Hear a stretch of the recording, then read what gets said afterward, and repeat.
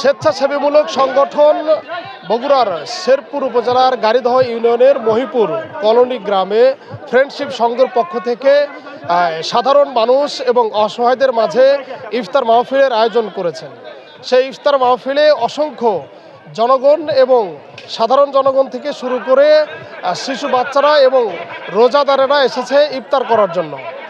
এই সংগঠনটি প্রত্যেক বছর বিভিন্ন সেবামূলক কার্যক্রম পরিচালনা করে থাকে।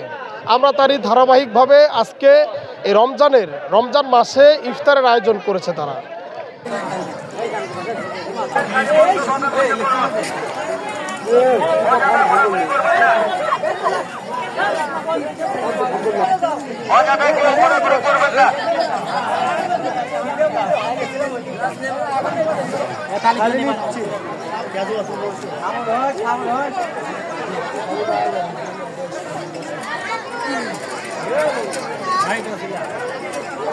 যারা দু পাশে লাইন ধরে বসে করো গরম করে